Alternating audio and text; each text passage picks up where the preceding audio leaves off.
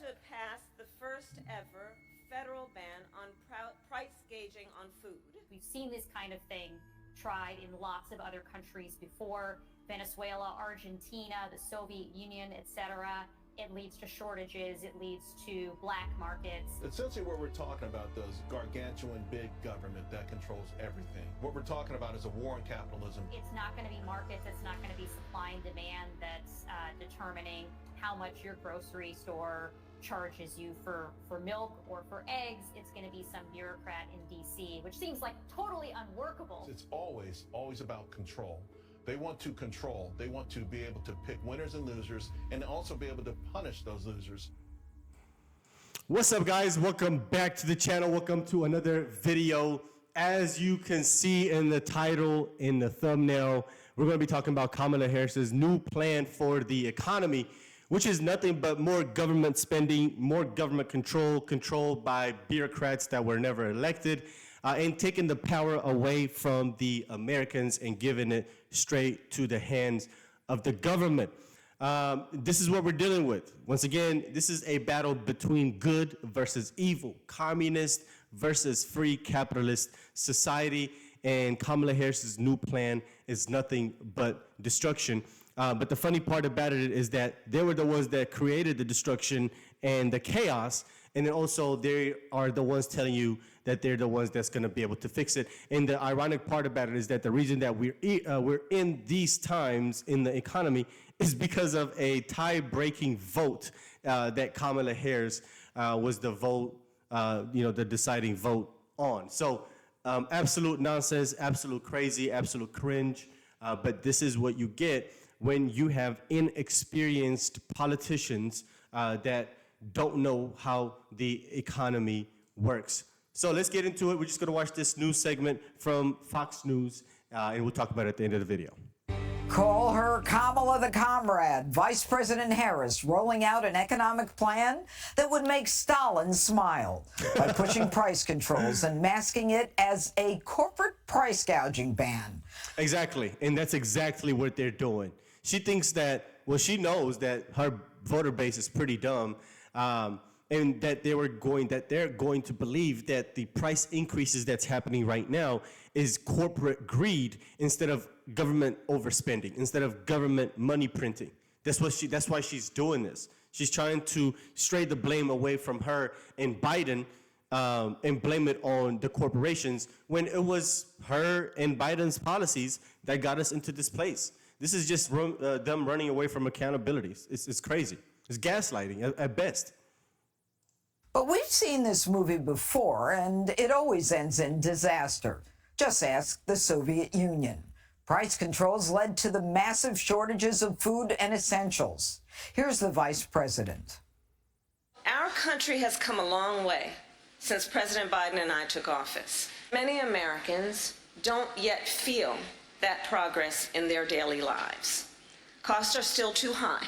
As president, I will take on the high costs that matter most to most Americans, like the cost of food. A loaf. Wow, did you guys see the gentleman in the back? Look at him right here. Look how his eyebrows just kind of shot up when she said the price of food. Like he was just shocked that she just said that. Let's go back just a little bit. Look at him. To most Americans, like the cost of food. A lot of.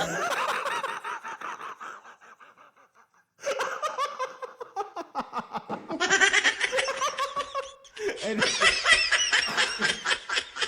did y'all see that? I know y'all seen that. To pass the Let's go, beef right. That is crazy. 50% more today than it did before the pandemic. But to most Americans, like he looked over there when she said something about the price of goods are up for most Americans. He looked at his neighbor to probably like, did she just say that?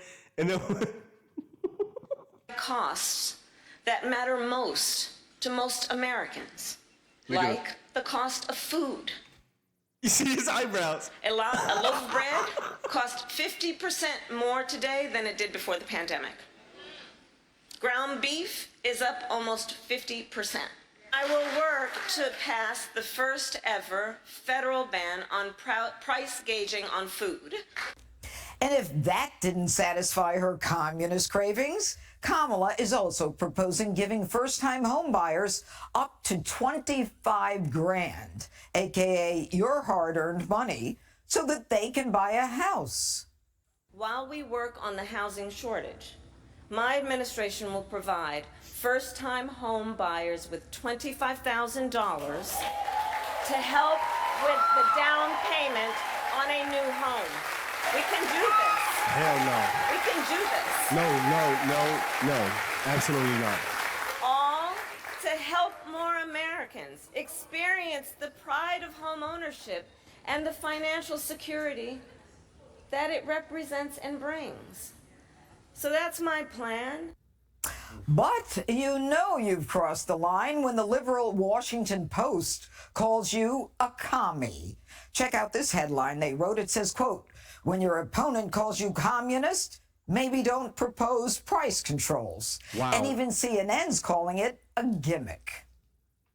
First of all, nobody can explain what price gouging means. You've seen this kind of thing tried in lots of other countries before: Venezuela, Argentina, the Soviet Union, etc. It leads to shortages. It leads to black markets. The specific way this bill is written might actually increase prices. Reasonable people would ask, what does that mean? What does that really mean? And how is the government going to be involved in it? Is this just a ploy?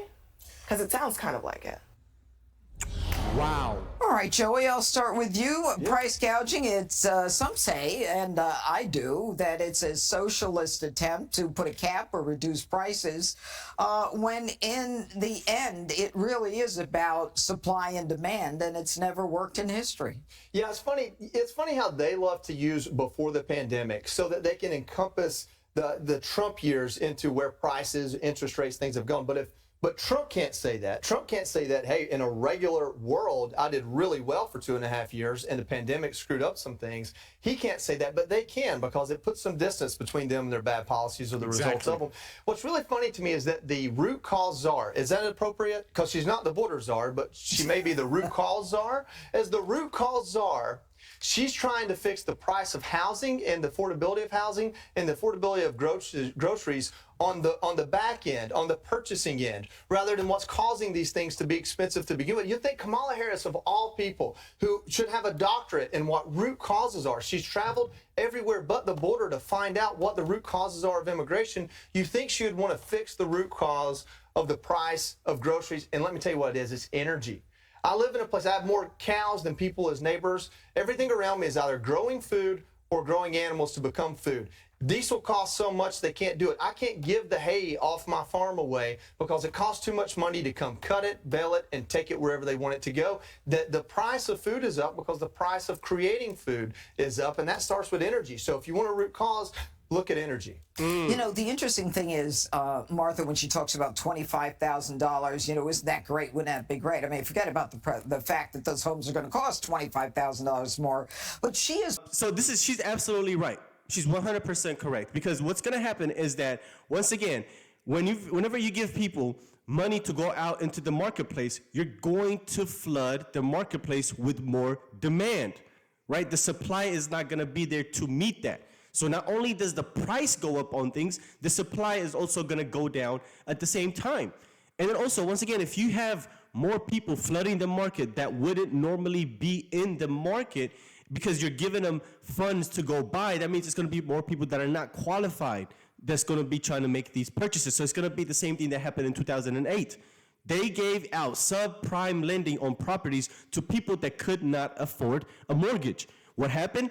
The economy, the market crashed. Same thing is going to happen here. You're probably going to have people flood the market that can't afford the homes. They're probably going to get into these homes. A few years later, the mortgage is not affordable. They probably didn't have the income to meet the qualifications, and eventually they're foreclosing and lose those properties. It's exactly what's going to happen. And then this is what's going to lead to the government owning more properties, because now that you can't afford this home, that $25,000 that they gave you was never free. There's probably going to be some type of government lien on that property. The government just doesn't give you anything for free. That never exists. Somebody's going to have to pay for it, or you're going to have to pay for it eventually.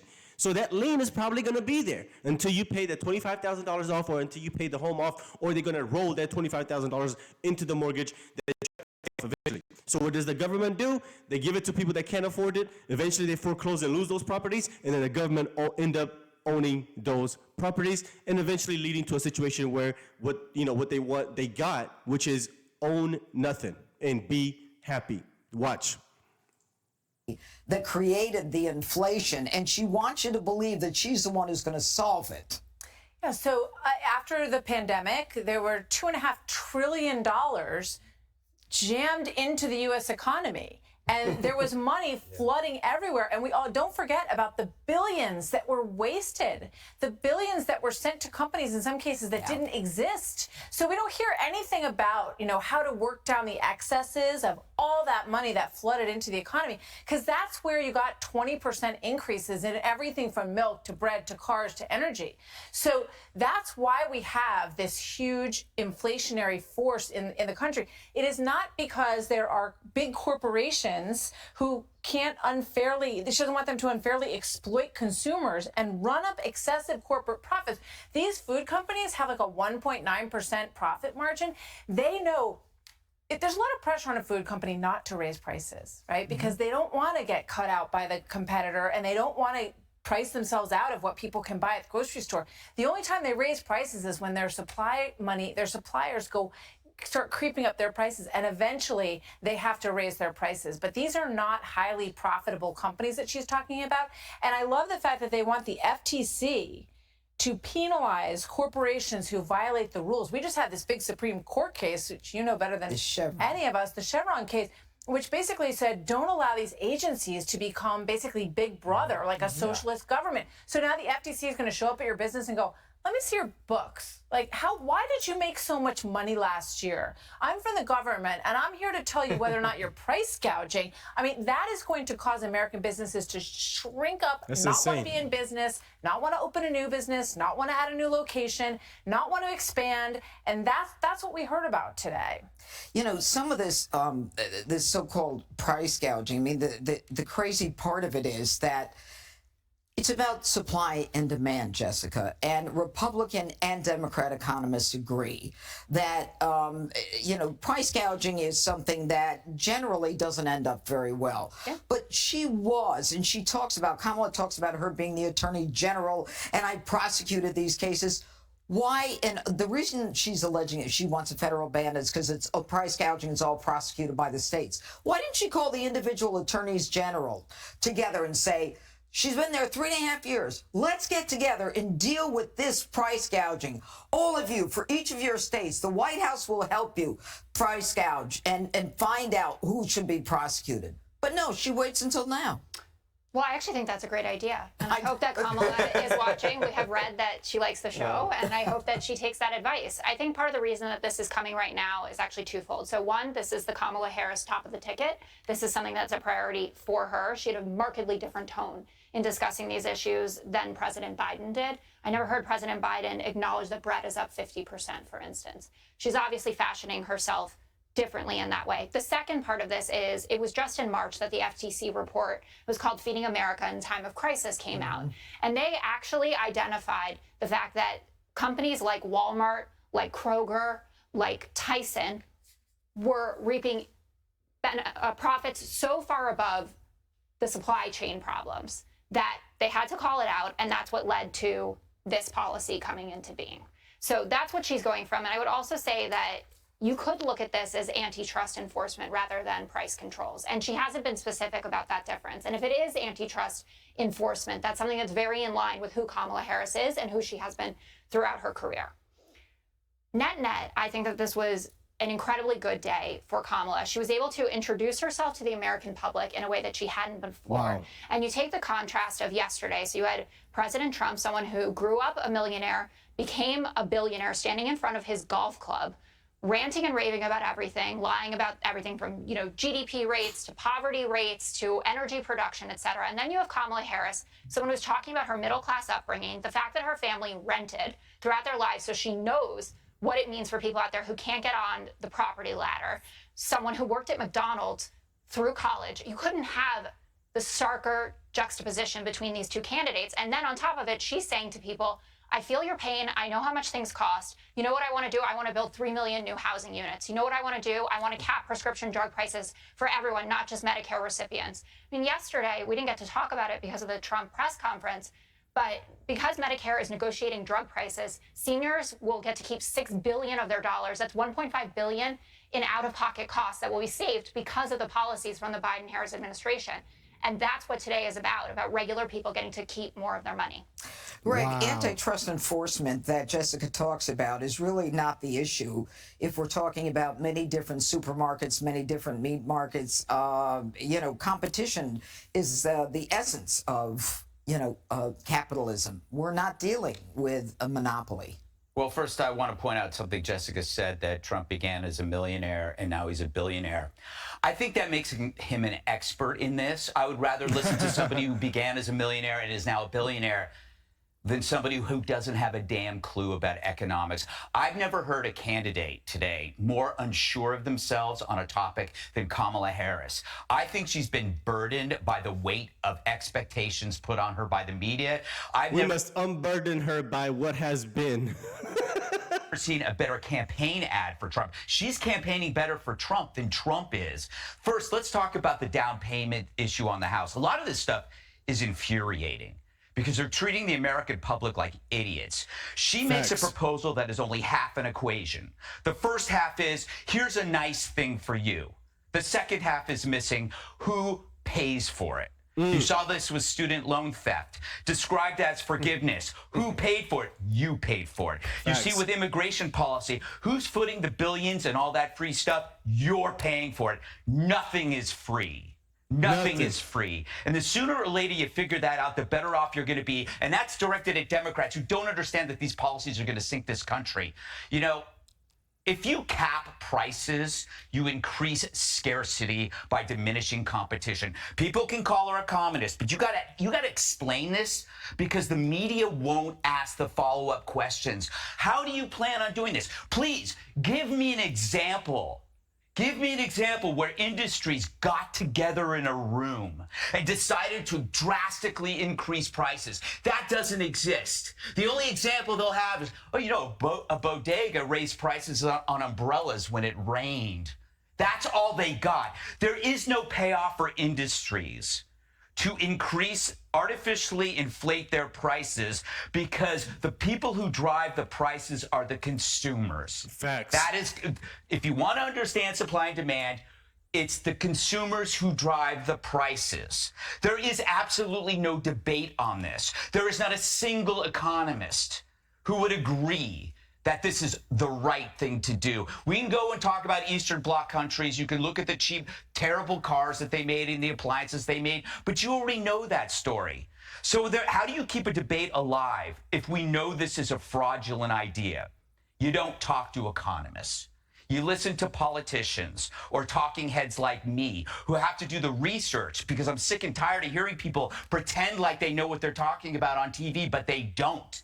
So you won't see economists on other shows, other networks asking these questions. Like, can you give me an example of how this is done? What are the major industries? What is the right price? What is too high? What is too low? Right. Can the government set prices based on not having a knowledge of an industry? Right. What do you mean exactly by price gouging? How is that done beyond unique exceptions? Price gouging is a weak phrase directed at weaker minds. Can I just add? Bravo! Oh my God, man.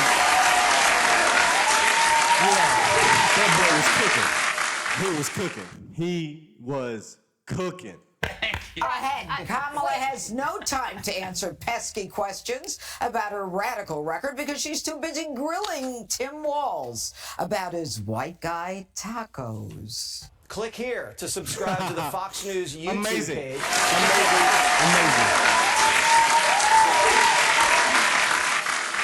Amazing take from Fox. But this is what you get. This is what you get when you vote for Democrats. You have uneducated politicians, career politicians, mostly lawyers, that have never ran a business, that don't know what it takes to run a business. They don't know how to balance the books and properly allocate resources. The government has never been efficient at ever doing that. You know who is efficient at doing that? Business owners, CEOs, people like Trump, people like Vivek, who've started and opened businesses and ran businesses and have led people and allocated resources correctly. So don't ever trust a politician, especially a Democrat, that tells you that they have your best interest. So let me know what you guys think about this new plan that Kamala proposed. Let's talk about it in the comment section, and I'll see you guys on the next video. Peace.